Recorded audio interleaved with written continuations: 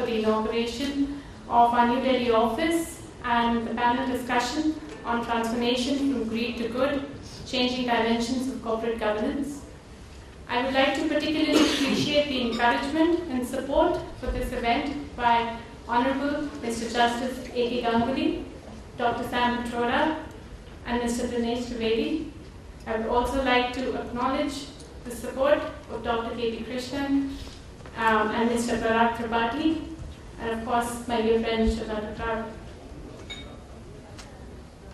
The inauguration of the New Delhi office of Nishith Desai Associates is an important event in the firm's history. Although I've become part of this fascinating history only recently, I'm very proud to be part of this journey that's been started by Nishith. I've had the privilege of practicing law in New York, Tokyo, Hong Kong, and Mumbai, and in some of the world's most prestigious firms.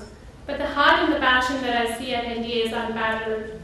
There's a real commitment to make a difference, to contribute to society, a vision of the world that Nishith has and passes on to everyone in his firm, and I'm very proud to be part of that culture.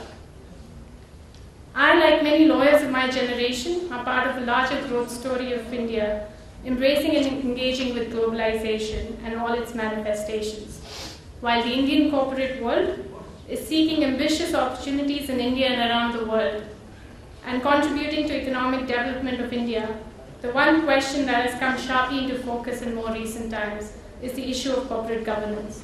In a globalized world, this is one global issue that is on every policymaker's mind. The bailout of Wall Street firms in the US has brought out an even sharper criticism of corporate conduct, and in particular the notion of institutionalized greed that seems dominant among corporations. When so many institutions are constantly questioned, the issue is no more institutional, it has become systemic.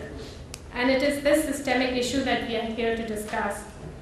All these developments in India and around the world has created an urgent requirement to recognize the need for transformation from greed to good. And I welcome you all and thank you for agreeing to be part of this discussion. I sincerely hope that today's discussion will shape our thinking and provide a better understanding of the need to develop sound principles of corporate governance. As Mahatma Gandhi poignantly noted, let us recognize the world has enough for our needs, but not enough for our greed. Thank you, and again, welcome all. Can I invite Nishith to give his welcoming remarks?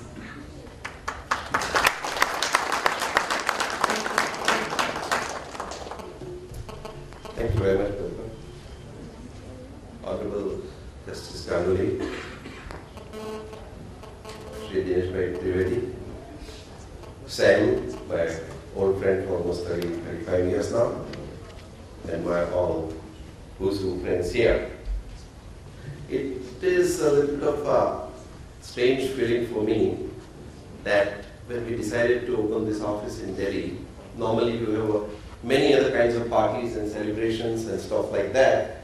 And even in marriages, we see that we spend so much of money, but I thought that it may be useful to spend some time pondering on our role in the profession as a whole. Because and during the last 5 years, I have seen a number of institutions with whom I have dealt with great deal of pride, and they fell down on the Wall Street. And it comes a little, as a sad story as to what has gone wrong. We all lawyers, accountants, consultants have been boasting about corporate governance. We are talking about, oh, we should be doing that and that. And at the end of the day, what you see on the Wall Street is greed.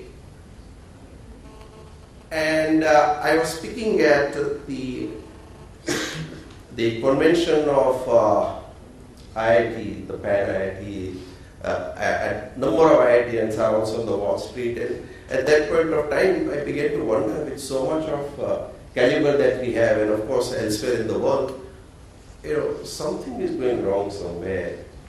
We all know about what is corporate governance. We all know what to do. Everybody, as Sam always tells me, everybody knows problem, everybody knows solution. But can we do something about it now? And that he always echoes in my mind every time.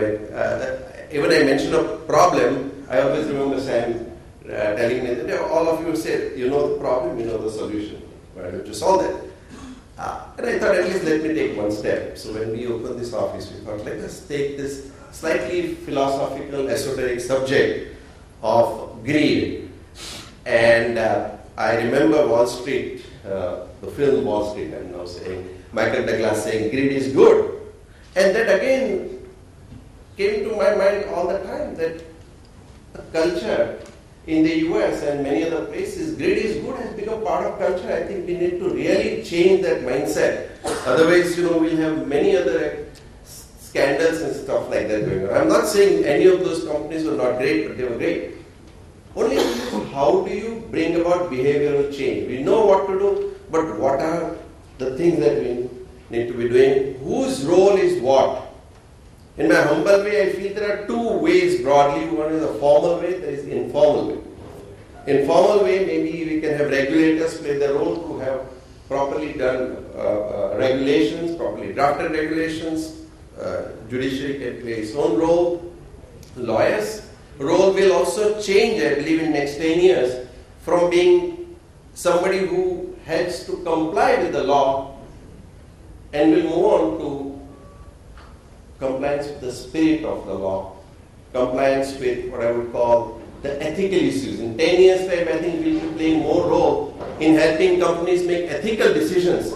We can only facilitate those.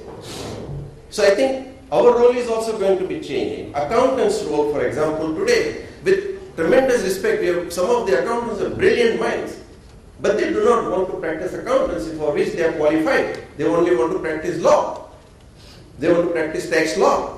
They do not want to practice accountancy for which they are qualified. And we are going to have a dearth of good accountants. They will all be acting as consultants and they will be all acting as lawyers because they practice law by and large. I am not saying they should not know what they should be doing, but really speaking, we need to revisit our role and focus on those roles. Why best brains and accountancy firms go to other areas is great. Simply great because they want to make more money. Tax practice brings more money. That's a simple solution to their problem. So I'm not saying they should not do it, but I think they should not lose their focus. Each one has to analyze what should be his own role in bringing back the value system that we have. We have the ethics, we have the philosophy. I think Dinesh Bhai was mentioning yesterday that we had a tremendous philosophical background 5,000 years old, and all of us know some principles which go into our blood. Like Karmanyavadi Karishte, everyone says, my job is to do my best. What happens later on? That philosophy does not exist everywhere else. But this comes to us in our blood. I'm not going to take too long a time, but I believe that each one of us can look at himself or herself and say, what role really do I need to play so that we go into a system which is more value-based, ethics-based, and once it becomes part of culture, then we'll change the thing. So formal changes on one side, informal changes. We have so many religious gurus and stuff like that. Every religion is nothing else but philosophy. Religion is nothing else but rituals added to the philosophy. Can they not help change the mindset of the people to go from what I call greed to good? I think they have a tremendous role to play. And I think each one, if we really revisit our role and perhaps create more awareness, we'll have a different world in the next 10, 15 years. But the cultural changes are very, very critical. And eventually, if we create an ecosystem of ethics, values, and the principle-based society, by and large, I have no doubt most of our companies will come on tremendous valuations. So it will show tangible results on a long-term basis. And today our mindset has become like quarterly. Do we need to do some change? Do we have every quarter mindset has become? Is there something that do we need to change? So these are some of the things that have been coming. Thank you very much. My good friend Mr. Dinesh Tripedi, Union Minister for Railways, Government of India, Mr. Dr. Sam Pitroda, Advisor to the Prime Minister of India on Public Information Infrastructure Innovations, Mr. Nishith Desai, founder of the Nishith Desai Associates, Ms. Pratibha Jain, Head, New Delhi Office of Nishith, Desai, Associates, my good friend Mr. Parag Tripathi, Solicitor General of India, ladies and gentlemen, it's a very nice evening where we have all assembled here to deliberate upon issues of corporate governance. The issue is very important, changing dimensions of corporate governance. Now, with this foundation in the values of ethics, transparency, legal and statutory compliance and accountability, good corporate governance has always lent itself to improving and creating quality business outcomes by increasing the confidence of shareholders and capital market investors. Today, the concept of corporate governance is at crossroads. This has been built around the idea that there are more important things than just hard line of profitability. It is not only the concerns of the shareholders that matter, but of all the stakeholders.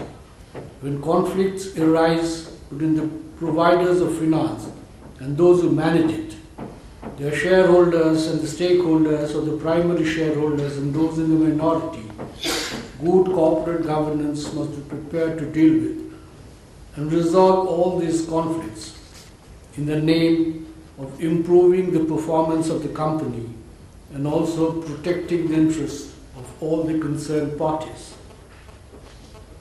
When the performance and profitability of a corporation has always been the primary concern, it can no longer remain the sole priority.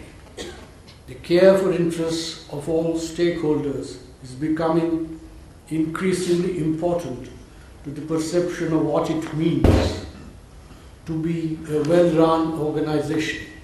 The needs, the well-being of external shareholders, all the way from the stock stakeholders and the debt holders to the very communities which are indirectly and directly affected by these corporations, as well as the internal stakeholders from the highest executives to the lowest employees, must be kept in mind while creating and improving paradigms of corporate governance. Corporate governance has become particularly important in the 21st century. The past decade has seen a shift in the ideals and has also provided us with several examples of why the need for ethical business conduct is so important. With ongoing and rapid economic and technological development, the economic landscape is fast changing due to increased private corporatization. For this, unfettered and wild corporate mismanagement is a threat that is becoming more dangerous on an unprecedented scale. In recent years, corporate governance as a concept has received increased attention because of high-profile scandals involving abuse of corporate power and, in some cases, alleged criminal activity by corporate players.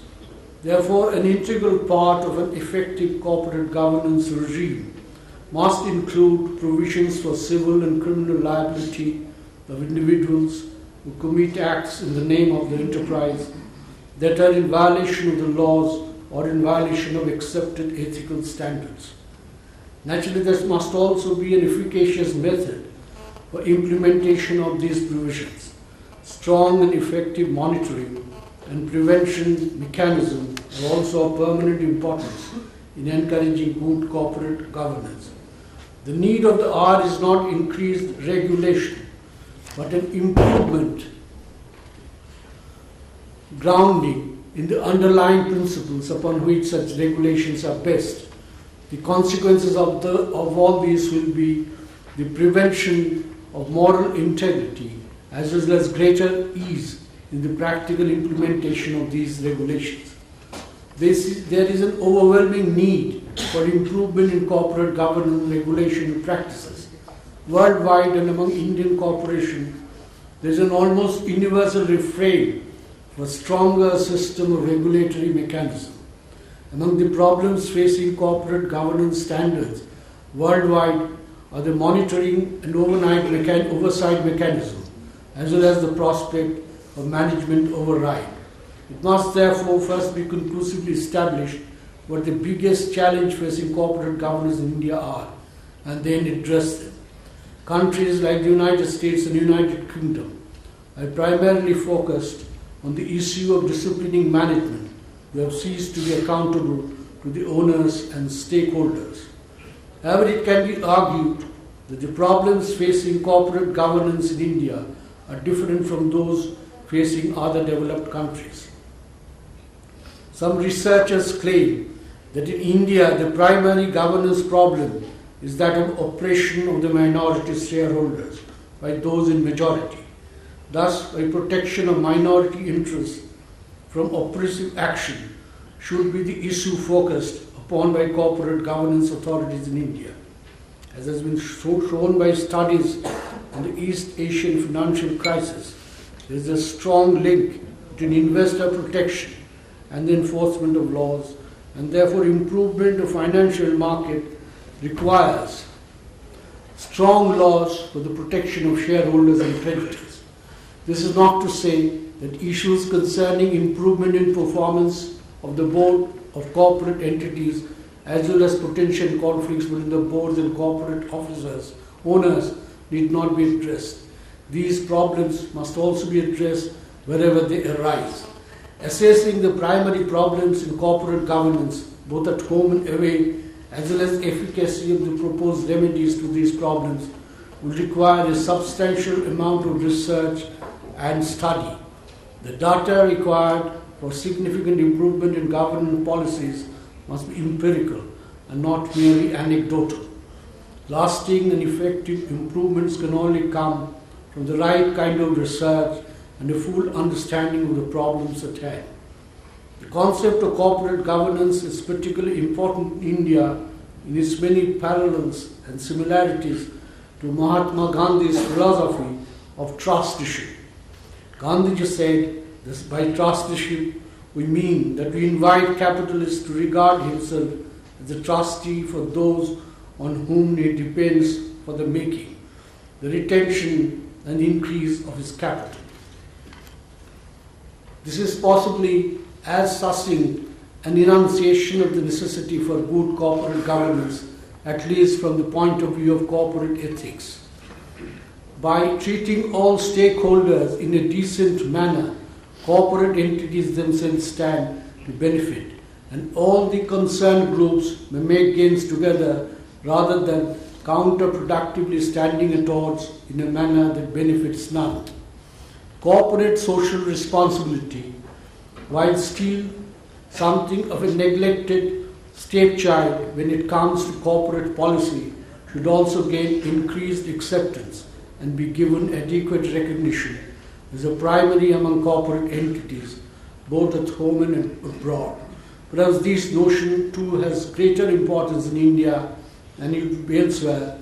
Again, I quote Gandhiji, and I quote him: "The contrast between the palaces of New Delhi and the miserable hovels of the poor, the labouring class nearby cannot last one day in a free India, in which the poor will enjoy the same power as the richest in the land.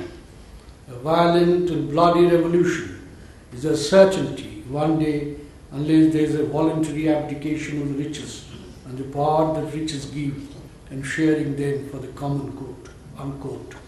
It's an overly extreme point of view, but it is not a point of view that can be ignored. With the high stakes and the widespread impact of cooperation, it is evident they have a greater responsibility than just to remain in the inner circles of the company management.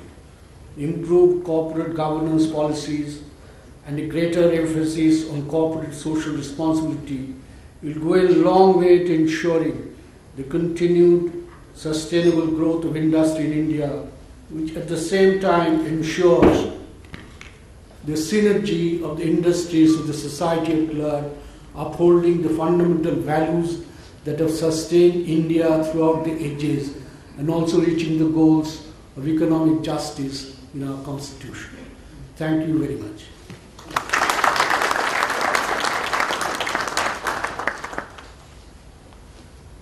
Thank Thank you, Justice Ganguly, for those enlightening words.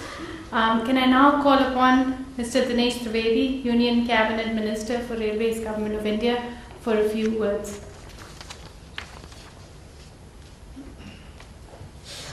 Well, it's a very tall order for a politician to speak few words. I shall definitely try. Nitish bhai, I must compliment you for adding to your empire of knowledge and considering Delhi also to be a part of your knowledge empire as well. Thank you. Very tall order to speak before Mr. Justice Ganguly, after Mr. Justice Ganguly, and before Sam Pitroda. You know, I'm sandwiched between two great people with so much of wisdom and knowledge. I do not have any prepared text. As you know, politicians always speak at randoms. But I'm very glad that when we are talking about ethics and we are talking about values, Nitish bhai has considered a politician also to be a part of it. That shows that everything is not really lost in India. There are still good people around in every sphere of life.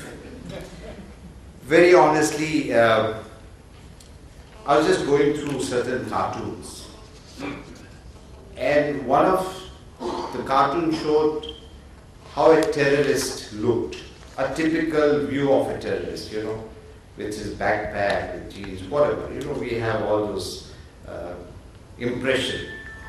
But then they said that this is the new picture of a terrorist. And you know what the new picture looked like? Most of us are here like that. Lovely Versace suit, a lovely tie, a briefcase. And he said, this is a corporate terrorist. This has happened after the meltdown. And we are talking about greed. Like good greed, and I don't know whether there is a bad greed and a good greed, like, you know, we have cholesterol. We have good cholesterol and a bad cholesterol. So I'm little obviously confused there. But I think we have got to go to the basics. And that is where yesterday while we are having dinner, we were just having this discussion and asking about that, what is this panel discussions and all those things. So Nitish bhai mentioned a little bit about it, and I asked him that, you know, this is a country which a concept of Vasudhaiva Kutumbakam. This is a country where Gandhiji has given Vaishnav Vajan to Tere Rekaiye, Je Peer Parai Dani. How contradictory it is today.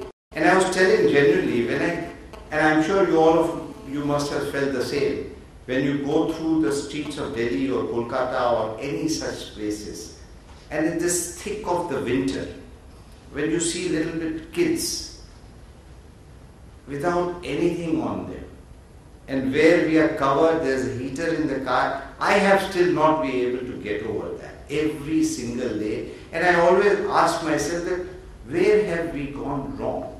Either that concept of Vasudhaiva Kutumbakam is somewhere not workable, or Vaishnav Vajan to Tere Rekaiye is no more applicable. Somewhere we are definitely going wrong. So I'm asking that, where have we gone wrong? What is it? So then we were just saying, I think somewhere we have lost sensitivity. And the moment you lose sensitivity, you cease to become a human being. And when you cease to become a human being, then obviously we talk about things we don't mean. And the reason I'm telling that ethics, values and all is not only for seminars and talks. Like we say that value-based politics. What does it mean? Value in the basement. Value-based. So I think when we start talking that, you know, I'm honest, it means you have a doubt. It's a given.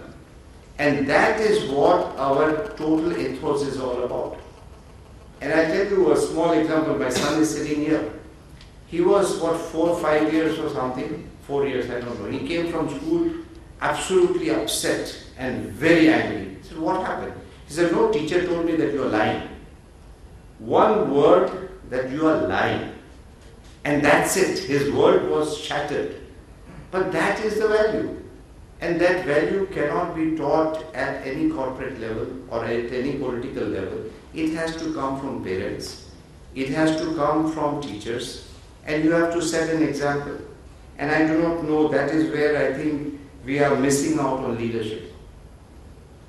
And somewhere down the line, you know, I'm very proud to head an organization which has the largest number of employees, one of the greatest and the finest organization.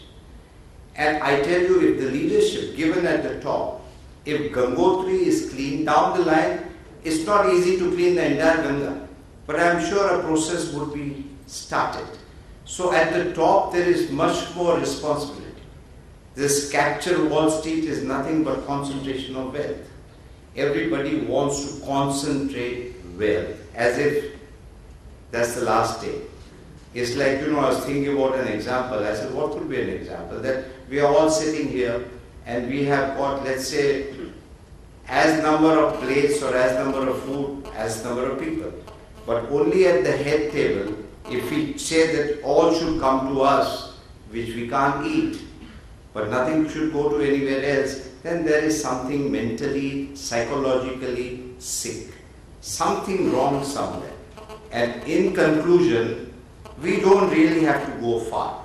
Justice Saab mentioned quite a few times Gandhiji.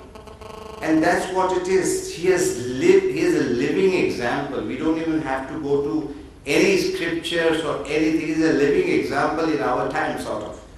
We have Tagore, Vivekananda, Kabir, Tulsidas. This country is wealth. We don't have to really go anywhere, but we have missed out. We are looking at some place where it is not there. वो जो हिरण की नाभि की बात होती है ना, that Kasturi is there within you, but we are looking somewhere else. We are looking at textbooks. We don't have to look up. That is our basic nature. Our basic nature is to be in bliss. That's what we have learned from various philosophies, and this country is one of the greatest countries which can really, and the world is looking at India for that. Today it's not only economically, world is all lost. They do not know where to go, how to lead. And India is one country which really can show the world. But before we show the world, we have to show things to ourselves. And I have always felt, and Sam always tells the same thing, that you cannot guarantee about values for anybody else. You cannot vouch for your own family or your own wife or your own brother. But you can vouch for yourself. And you definitely can vouch. And there was somewhere, I'm not telling with pride, but that's what it is. There was a discussion, I'm not going to tell the name, otherwise I'll be thrown out of my party also. There was a question. I said, as far as my integrity is concerned, I can make mistake, but even God cannot challenge me. And that's the way we have to live. And that's why you are always in bliss. In conclusion, I just reminded of Rabindranath Tagore. And I always tell in any opportunity I get to my friends in Bengal that we talk about Rabindranath Tagore all the time. And sometimes it's become fashionable also. But one message of Rabindranath Tagore, if we can just keep it in life, I think we are done. We are absolutely done. And what is that? Where the mind is without fear and the head is held high. And I tell them, today the mind is full of fear and the head is in the gutter. And we talk about Rabindranath Tagore. That's what it is. I wish you all the very best, and I look forward for a better future, and I'm sure it is India which can show the future to the world at large. Thank you so much.